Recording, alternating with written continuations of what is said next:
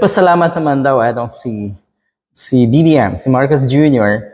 sa dating Finance Secretary na si Diokno. Sabi dito, Marcos thanks Diokno for setting the economy on the right path. Okay. Edi wow. Sabi tuloy ng mga netizens, yun naman pala. Siya pala yung nag-lead para ang ating economy ay nasa tamang landas. Pero bakit sinibak? Bakit pinalitan? Bakit tinanggal?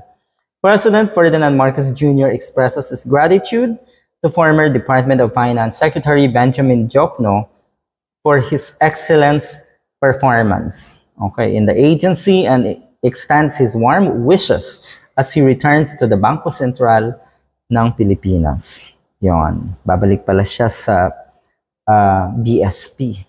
Ang pumalit po sa kanya ay si Ralph Recto, na asawa ni Vilma Santos, na kuno ay isang magaling na ekonomista, dati ko nung bata ni Gloria Macapagal Arroyo.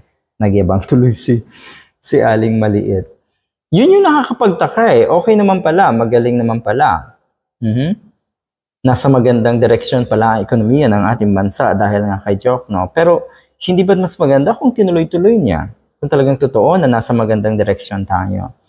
Yun ang tanong ng mga netizens. Why sudden change? Why oh why? Saan? Anong economy ang pinagsasasabi mo? Duda ako sa iyo talaga. Yun. Anong economy?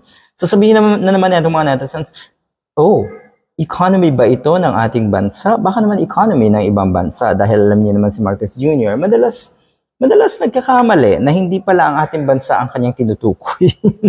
Sa magandang takbo ko na ng ekonomiya, sa pagtaas ko na ng foreign investment, mukhang madalas ay hindi talaga ang ating bansa ang kanyang tinutukoy. Yun lang. Dami daw palang ambag na ito si Diokno. Bakit daw papalitan? If ain't broke, don't fix, diba? Nga naman. Kung walang problema, kung maganda ang ginagawa, go ahead. Sana ay tuloy-tuloy. Para lalong mapatunayan. Para lalong makita yung tagumpay ng isang ahensya. Yun naman pala bakit papalitan?